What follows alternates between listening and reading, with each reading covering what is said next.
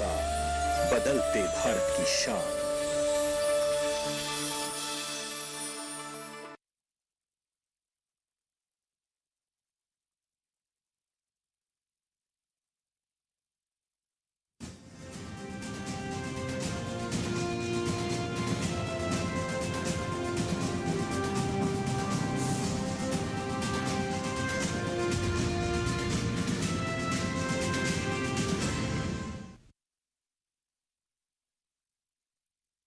के साथ रेशमा, आइए नजर डालते हैं इस वक्त की हेडलाइंस पर।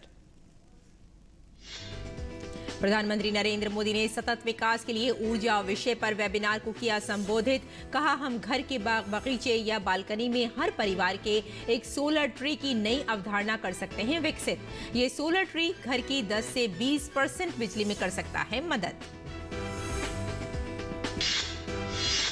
भारतीय कृषि अनुसंधान संस्थान पूसा द्वारा इस बार 9 से 11 मार्च के दौरान आयोजित होगा कृषि मेला। नई दिल्ली में आयोजित होने वाले कृषि विज्ञान मेले में किसानों को स्मार्ट खेती, हाइड्रोपोनिक खेती, ड्रोन तकनीक विश्वविद्यालय द्वारा विकसित फसलों के उन्नत बीज एवं जैविक खेती जैसे आधुनिक विषयों पर दी जाएगी जानकारी। उत्तर प्रदेश के सब्जी अनुभाग द्वारा किसानों को तरबूज उगाकर अधिक लाभ कमाने की सलाह। राज्यों में 15,000 से अधिक हेक्टेयर क्षेत्रफल में होती है तरबूज की खेती, जो देश में है प्रथम स्थान पर। किसान 20 मार्च तक कर सकते हैं तरबूज की बुआई।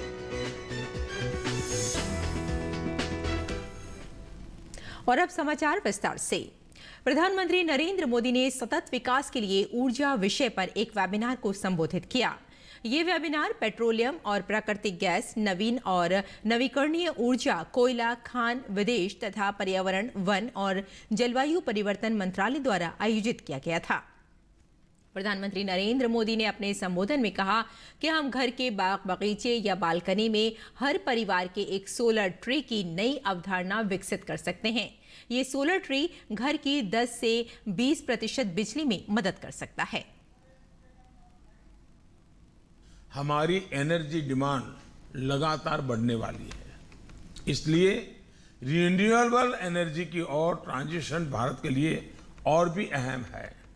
एक और काम घरों में किया जा सकता है। घर में जहां बाग बगीचा होता है या फिर बालकनी होती है, क्या हम जो गार्डनिंग का कंसेप्ट है उसमें एक सोलर ट्री, हर परिवार का अपना एक सोलर ट्री हो, वैसा एक नया कंसेप्ट डेवलप कर सकते हैं जो घर की 15%, 20% भी बिजली में वो सोलर ट्री मदद कर सकती है। और घर की पहचान भी बन जाएगी कि भाई ये सोलर ट्री वाला घर है, यानी ये एनवायरनमेंट के प्रति जागरूक नागरिकों का घर है। प्रधानमंत्री नरेंद्र मोदी ने कहा कि बजट में की गई घोषणाओं से सोलर मॉड्यूल और इससे जुड़े उत्पाद और अनुसंधान और विकास में भारत को ग्लोबल हब बनाने में मदद मिलेगी।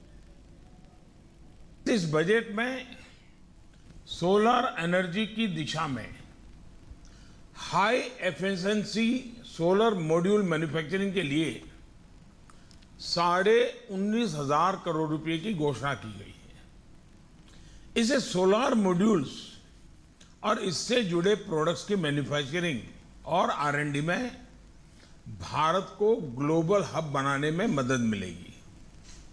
साथियों, हमने नेशनल हाइड्रोजन मिशन की भी घोषणा की है। भारत के पास प्रचुर मात्रा में उपलब्ध रिन्यूएबल एनर्जी पावर के रूप में एक इनहेरेंट एडवांटेज है। इससे भारत विश्व में ग्रीन हाइड्रोजन का हब बन सकता है। भारतीय कृषि अनुसंधान संस्थान पूसा द्वारा प्रत्येक वर्ष आयोजित होने वाले कृषि मेले के लिए इस वर्ष की तारीखों का ऐलान कर दिया गया है। नई दिल्ली में आयोजित होने वाले इस कृषि मेले का इंतजार देश भर के किसानों को रहता है। इस वर्ष आयोजित होने वाले इस कृषि विज्ञान मेले में किसानों को स्मार्ट खेती, हाइड्रोपोनिक खेती, ड्रोन तकनीक, विश्वविद्यालय द्वारा विकसित फसलों के उन्नत बीज एवं जैविक खेती जैसे आधुनिक विषयों पर जानकारी दी जाएगी। साथ ही उनकी समस्याओं का समाधान भी किया जाएगा। भारतीय कृषि अनुसंधान संस्थान पूसा द्वारा इस मेले का आयोजन नई दिल्ली में 9 मार्च से 11 मार्च के दौरान किया जाएगा। 9 मार्च को केंद्रीय कृषि एवं किसान कल्याण मंत्री श्री नरेंद्र सिंह तोमर के द्वारा इस मेले का शुभारंभ किया जाएगा। इस 3 दिवसीय मेले का आयोजन संस्थान के मेला ग्राउंड भारतीय कृषि अनुसंधान परिषद नई दिल्ली में किया जाएगा। कृषि विश्वविद्यालय द्वारा आयोजित किए जाने वाले इस मेले की मुख्य थीम तकनीकी ज्ञान से आत्मनिर्भर किसान है।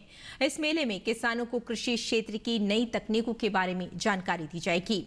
मेला 5 विषयों पर केंद्रित रहेगा। स्मार्ट खेती मॉडल, संरक्षित खेती, हाइड्रोपोनिक, एरोपोनिक, वर्टिकल खेती, कृषि उत्पादों के निर्यात प्रोत्साहन, एग्री स्टार्टअप एवं किसान उत्पादक संगठन, FPO और जैविक तथा प्राकृतिक खेती।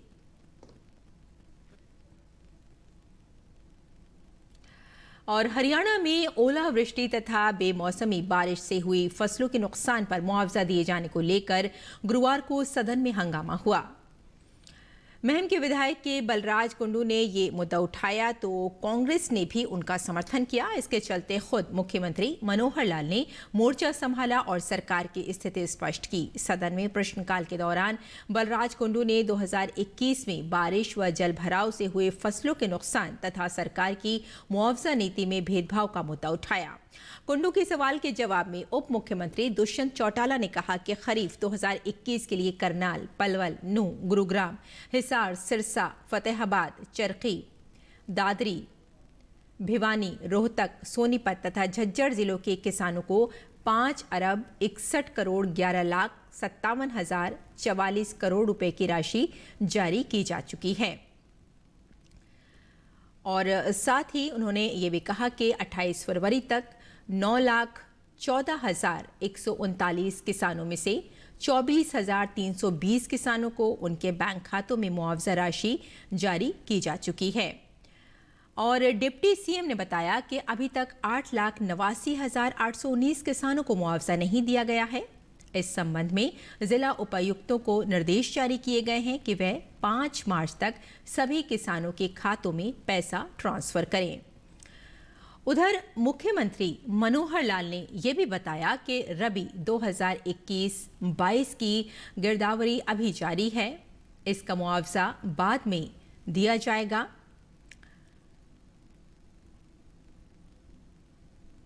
और उन्होंने ये भी कहा कि वर्तमान में जो मुआवजा दिया जा रहा है वो खरीफ 2020-21 का है। इसी के आधार पर विपक्ष प्रदेश के किसानों में भ्रम फैला रहा है। मुख्यमंत्री ने यह भी कहा कि कुछ जिलों में ओलावृष्टि के कारण रबी 2021-22 की फसलों के नुकसान की विशेष गिरदावरी का कार्य 1 मार्च से आरंभ कर दिया गया है। रबी फसलों की जनरल गिरदावरी का कार्य 28 फरवरी तक किया जाता है। हाल ही में 25 से 26 फरवरी को ओलावृष्टि हुई है, इसीलिए ये विशेष गिरदावरी मार्च में की जाएगी। उन्होंने कहा कि जैसे ही विशेष गिरदावरी पूरी हो जाएगी, मुआवजा सीधे किसानों के खातों में डाल दिया जाएगा। और हरियाणा के मुख्यमंत्री अंत्योदय परिवार उत्थान योजना के प्रभावी रूप से क्रियान्वयन के लिए अंत्योदय मेले का आयोजन कर लाभार्थियों को सरकार की कल्याणकारी योजनाओं से सीधे तौर पर लाभान्वित किया जा रहा है। इसके लिए अंत्योदय मेले का दूसरा चरण शुरू किया गया है। इन मेलों में लाभार्थी परिवारों को विभिन्न विभागों की योजनाओं से योग्यता के आधार पर जोड़कर उनकी आर्थिक स्थिति सुधारी जाएगी। बुधवार को BDPO कार्यालय जाखल में आजादी के अमृत महोत्सव की श्रृंखला में मुख्यमंत्री अंत्योदय परिवार उत्थान योजना के तहत अंत्योदय उत्थान मेला आयोजित किया गया। उपायुक्त ने कहा कि हरियाणा में भी मुख्यमंत्री मनोहर लाल के नेतृत्व में गरीब परिवारों के जीवन स्तर को ऊंचा उठाने के लिए मुख्यमंत्री अंत्योदय परिवार उत्थान योजना लागू की गई है, जिसका मुख्य उद्देश्य अंत्योदय है। ये योजना गरीब उत्थान में पत्थर से साबित हो रही है। और उत्तर प्रदेश के कानपुर कल्याणपुर स्थित सब्जी अनुभाग के वरिष्ठ वैज्ञानिक डॉक्टर IN शुक्ला ने किसानों के लिए तरबूज उगाकर अधिक लाभ कमाने की सलाह दी है। उन्होंने बताया कि तरबूज गर्मी के मौसम में उगाई जाने वाली प्रमुख कद्दू वर्गीय फसल है। उन्होंने ये भी कहा कि क्षेत्रफल की दृष्टि से उत्तर प्रदेश में 15.18 हजार हेक्टेयर क्षेत्रफल है, जो देश में प्रथम स्थान पर है। वरिष्ठ वैज्ञानिक ने यह भी बताया कि पोषक तत्वों की दृष्टि से 100 ग्राम पके तरबूज से 30 कैलोरी ऊर्जा, 92% पानी, 8 ग्राम कार्बोहाइड्रेट, 0.6 ग्राम प्रोटीन, 0.2 ग्राम वसा तथा 112 मिलीग्राम पोटाश पाया जाता है। पानी की अधिक मात्रा होने से इसके सेवन से लू या गर्मी से बचा जा सकता है। उन्होंने कहा कि इसमें लाइकोपिन, सिट्रेलिन, विटामिन और एवं विटामिन सी पर्याप्त मात्रा में पाया जाता है। ये शरीर में डिहाइड्रेशन को रोकता है। इसकी बुआई के लिए 20 से 30 डिग्री सेल्सियस तापमान अनुकूल रहता है, जिसे किसान भाई 20 मार्च तक कर सकते हैं। उन्होंने तरबूज की उन्नतशील प्रजातियों के बारे में बताया कि दुर्गापुरा मीठा, शुगर बेबी, दुर्गापुरा केसर और अक्रमानिक अर्का ज्योति प्रमुख है। तरबूज का बीज 3.5 से 4 किलोग्राम प्रति हेक्टेयर बुआई करना चाहिए। बुआई के पूर्व बीजों को अच्छी प्रकार से शोधित कर लें। इसमें 100 किलोग्राम नाइट्रोजन, 60 किलोग्राम फास्फोरस एवं 60 किलोग्राम पोटाश की आवश्यकता होती है। उन्होंने ये भी बताया कि किसान भाई यदि सही प्रबंधन कर तरबूज की खेती करते हैं तो 300 से 350 किलो क्विंटल प्रति हेक्टेयर उत्पादन प्राप्त होता है।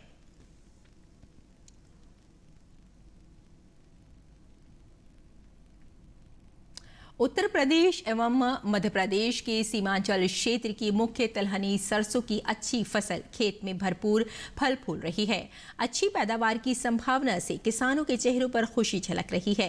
किसानों द्वारा अच्छी फसल की पैदावार व समय से शासन प्रशासन द्वारा नहरों में पानी उपलब्ध कराने से अच्छी खासी आमदनी होने की उम्मीद है। हालांकि सरसों की बुआई के कुछ समय बाद बारिश हुई थी, जिसके कारण फसलों को अच्छा फायदा हुआ था। इसके बाद अत्यधिक ठंड के कारण चेपा भी नहीं पनप सका। कहीं कहीं चेपा का कुछ प्रकोप हुआ भी तो वह हल्की बारिश में समाप्त हो गया। लगातार चली पछुआ हवा के प्रभाव से सरसों में फूल भी अच्छा निकला है, जिसे देख किसानों के चेहरों पर खुशी है। सरसों उत्पादक किसान गिरीश कुमार चतुर्वेदी निवासी झंझरा चौबे का कहना है कि इस बार सरसों में ना तो कोई रोग लगा है और ना ही मौसम की मार, इसलिए सरसों की अच्छी पैदावार रहने की संभावना है। वहीं लल्ला सिंह कहते हैं कि फसल की प्रारंभिक अवस्था में कुछ फसल को क्षति हुई थी, लेकिन उस समय फसल पर फूल नहीं था, जिसके कारण फसल संभल गई। कुछ अंतराल पर बारिश ने चेपा के प्रभाव को भी समाप्त कर दिया। नारीबारी के किसान ओम प्रकाश शुक्ला ने कहा कि इस बार के तिलहन के फसल से हम लोगों की रिकॉर्ड आय होगी, जिससे तिलहन की महंगाई से लोगों को छुटकारा मिलेगा।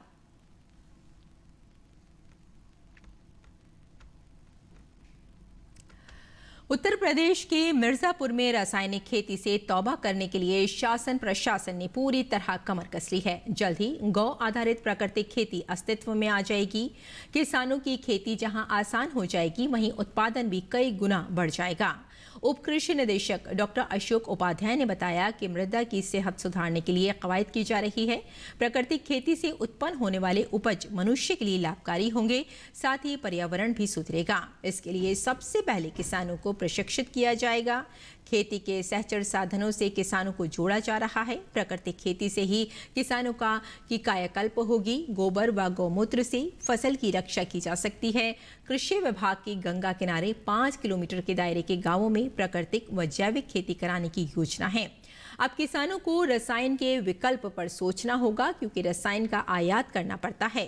कृषि विभाग के साथ कृषि विज्ञान केंद्र के वैज्ञानिक किसानों को उत्साहित कर रहे हैं। और इंसान जब कुछ करने की ठान लेता है तो रास्ते खुद ब खुद आसान हो जाते हैं। और यही बात जम्मू कश्मीर के शोपिया ज़िले के अगलर चरत इलाके की रहने वाली कॉलेज पास आउट छात्रा आसिया बशीर ने भी साबित कर दी है। एक कृषि परिवार से ताल्लुक़ रखने वाली आसिया ने अपने पैतृक गांव में एक डेयरी फार्म स्थापित किया है, जिससे खुद के लिए और दूसरों के लिए भी रोजगार का अवसर पैदा हुआ है।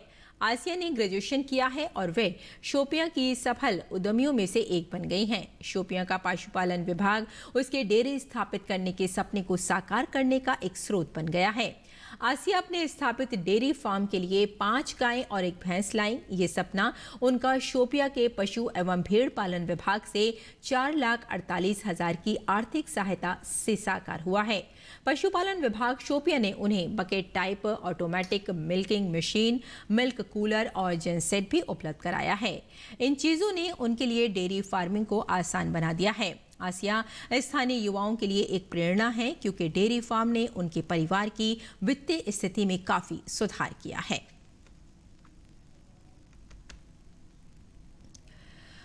और एकीकृत बागवानी विकास केंद्र सुंदरह में आलू की उत्तम किस्म चिपोसना 1 का बीज लेने के इच्छुक किसान nursery.hoort.haryana.gov.in पर पंजीकरण कर सकते हैं। ये जानकारी जिला बागवानी अधिकारी प्रेम सिंह ने दी है। जिला बागवानी अधिकारी ने गुरुवार को सलाह दी कि चिपोसना 1 किस्म का बीज लेने के लिए किसान बागवानी विभाग के पोर्टल पर बीज के लिए पंजीकरण कराएं। उन्होंने ये भी बताया कि केंद्र में सीड साइज बीज की मात्रा 300 किलोग्राम और ओवर साइज बीज की मात्रा 1500 किलोग्राम उपलब्ध है। ओवर साइज की कीमत 15 रुपए और सीड साइज की कीमत 12 रुपए किलो है। इस संबंध में जानकारी के लिए एकीकृत बागवानी विकास केंद्र सुंदरह के विशेषज्ञ डॉक्टर अंकुश के मोबाइल नंबर 8168368079 पर फोन पर जानकारी ली जा सकती है। और आइए अब देखते हैं कि देश भर की अनाज मंडियों में अनाज का क्या भाव रहा।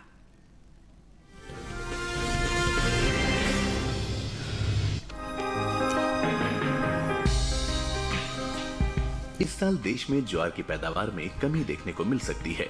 घरेलू स्तर पर ज्वार की उपज बीते साल के मुकाबले 5 लाख टन कम हो सकती है। कृषि मंत्रालय की ओर से हाल ही में जारी दूसरे अग्रिम अनुमान के मुताबिक देश में कुल ज्वार की उपज 43,10,000 टन होने का अनुमान जताया गया है, जबकि बीते साल इस दौरान ज्वार की उपज 48,10,000 टन रही थी। वाणिज्य मंत्रालय की ओर से हाल ही में जारी ताज़ा आंकड़ों के मुताबिक भारत दुनिया में मोटे अनाज का 5वां सबसे बड़ा निर्यातक है।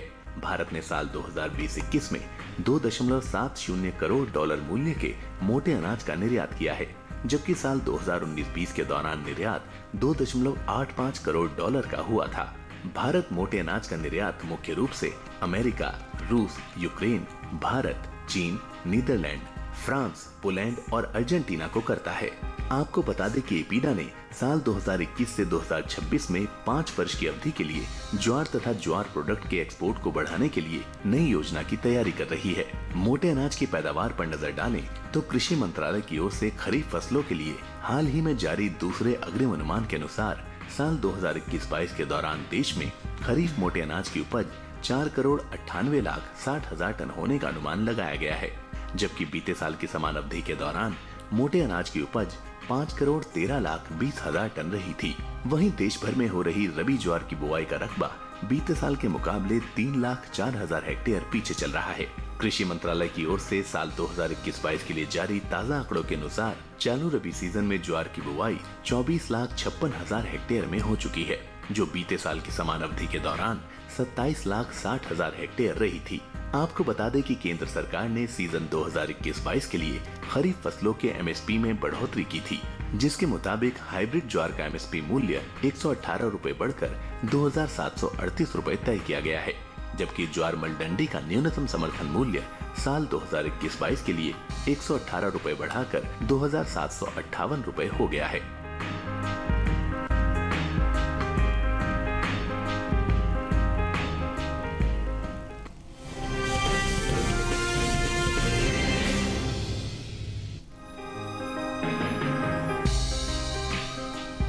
केंद्र सरकार दलहन के क्षेत्र में आत्मनिर्भरता को बनाए रखने के लिए किसानों को प्रोत्साहित कर रही है।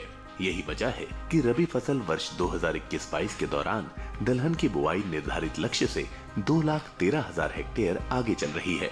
दलहन की खेती कर रहे किसानों ने ज्यादातर क्षेत्रफल में दलहन की बुआई कर ली है। कृषि मंत्रालय की ओर से रबी फसल वर्ष 2021-22 के लिए हाल ही में जारी ताज़ा आंकड़ों के मुताबिक देश में कुल दलहन की बुआई बीते साल से आगे चल रही है। चालू रबी सीजन में दलहन की बुआई का रकबा पिछले साल के मुकाबले 2 लाख हेक्टेयर बढ़ा है। अब तक दलहन की कुल बुआई 1,68,27,000 हेक्टेयर में हो चुकी है, जबकि साल 2020-21 के दौरान बुआई का रकबा 1,66,10,000 हेक्टेयर ही रहा था।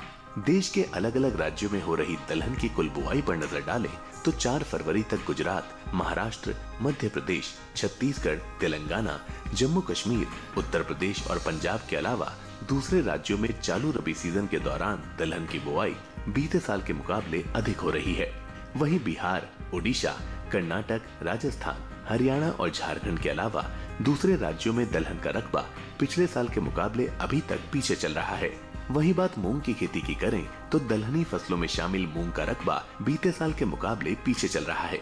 साल 2021-22 के दौरान मूंग की कुल बुआई 1,90,000 हेक्टेयर घटकर 5,13,000 हेक्टेयर में ही हो पाई है, जबकि साल 2020-21 के दौरान बुआई का रकबा 7,03,000 हेक्टेयर रहा था।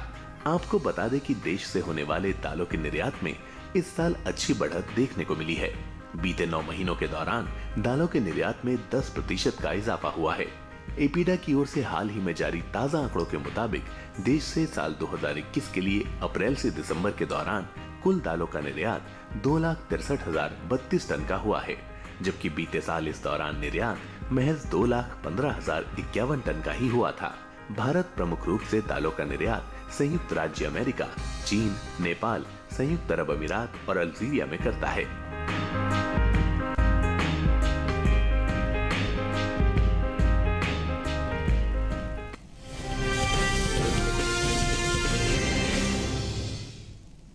और आइए अब जानते हैं कि इस मौसम में किसान कैसे रखें अपने खेतों का ध्यान।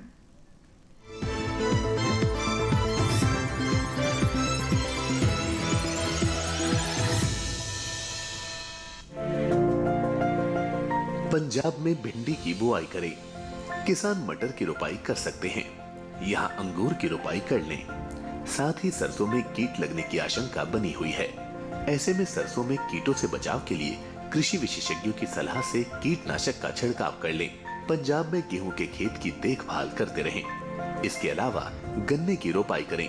गन्ने के खेत में जरूरी उर्वरक डालें। अभी लोबिया की बुआई करने का समय उचित है।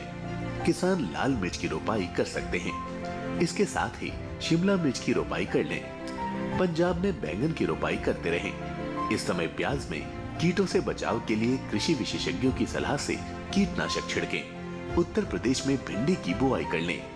भिंडी के खेत में जरूरी उर्वरक का इस्तेमाल कर सकते हैं। इसके साथ ही लोबिया की बुआई करने का उपयुक्त समय है। लोबिया के खेत में जरूरी उर्वरक डाल लें। इस समय गाजर के खेत में सिंचाई करें। इसी तरह मूली के खेत में सिंचाई करते रहें। उत्तर प्रदेश में बैंगन की रोपाई कर लें। किसान गन्ने की रोपाई कर सकते हैं। वहां प्याज और लहसुन के खेत में सिंचाई करते रहें। अभी कद्दू और लौकी के खेत में भी सिंचाई करें। उत्तर प्रदेश में सरसों की कटाई कर लें। यही किसान मक्के की बुआई कर सकते हैं। इसके अलावा उड़द की बुआई करें। साथ ही प्याज की रोपाई करते रहें।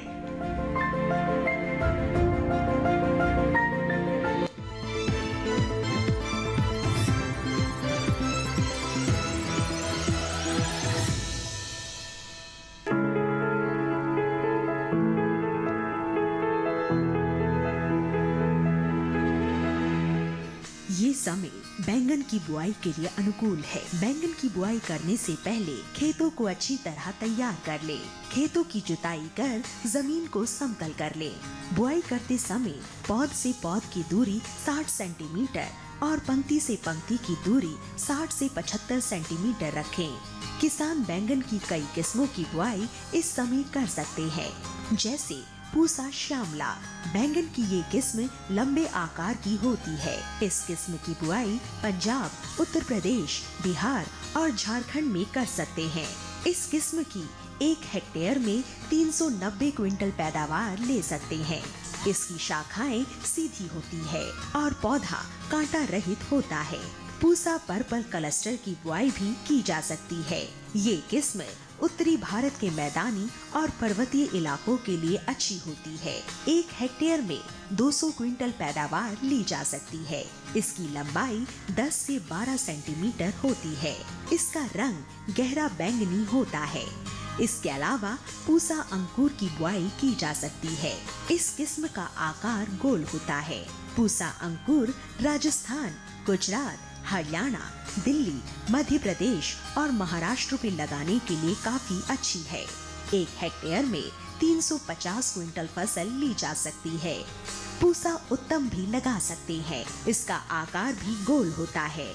बैंगन की इस किस्म की बुआई पंजाब, उत्तर प्रदेश, बिहार और दिल्ली में की जा सकती है। बुआई के तुरंत बाद पहली सिंचाई करें। ध्यान रखें कि दवा का छिड़काव विशेषज्ञों की सलाह से मौसम साफ रहने पर ही करें।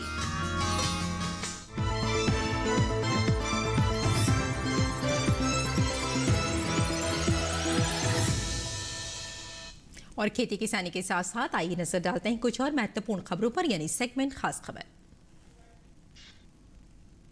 प्रधानमंत्री नरेंद्र मोदी ने यूक्रेन से भारतीय नागरिकों की सुरक्षित वापसी और वहां के हालात की समीक्षा के लिए की एक उच्च स्तरीय बैठक में विदेश मंत्री डॉक्टर एस जयशंकर, केंद्रीय मंत्री पीयूष गोयल, राष्ट्रीय सुरक्षा सलाहकार अजीत डोभाल, विदेश सचिव हर्षवर्धन श्रृंखला सहित अन्य उच्च अधिकारी हुए शामिल। प्रधानमंत्री मोदी की यूक्रेन के हालात पर थी ये 5वीं बैठक।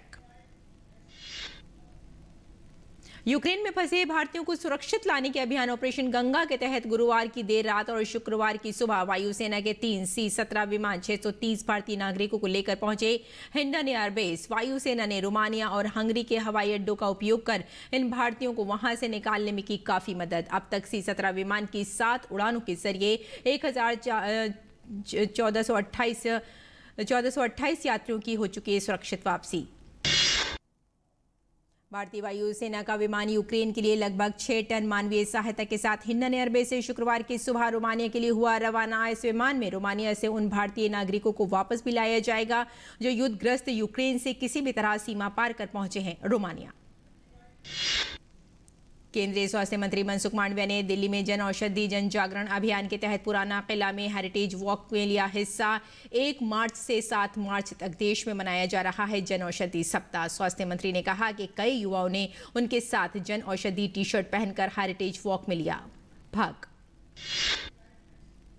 उत्तर प्रदेश में विधानसभा चुनाव के 7वें और अंतिम चरण के लिए चुनाव प्रचार जोरों पर। इस चरण में 7 मार्च को होगा मतदान। परिणामों की घोषणा की जाएगी 10 मार्च को। कोरोना की रफ्तार देश भर में होती जा रही है सुस्त। देश में पिछले 24 घंटों में कोविड-19 के 6,396 नए मामले किए गए दर्ज। इस दौरान 13,450 लोगों ने कोरोना महामारी को दी मात। देश में साप्ताहिक पॉजिटिविटी रेट कम होकर अब आ गया 0.90% पर, जबकि दैनिक पॉजिटिविटी रेट घटकर हुआ 0.69%। कोविड महामारी के खिलाफ सबसे प्रभावी हथियार के रूप में शुरू किए गए टीकाकरण अभियान के तहत देश में अब तक 178 करोड़ से अधिक लगाए जा चुके हैं टीके। पिछले 24 घंटों में 28 लाख से ज्यादा लगाए गए कोविड टीके। टीकाकरण अभियान देश में लोगों की कोविड से सुरक्षा का एक महत्वपूर्ण माध्यम और इसकी उच्च स्तर पर लगातार की जा रही है समीक्षा और निगरानी। तो किसान समाचार में फिलहाल इतना ही। अनुमति दी, नमस्कार।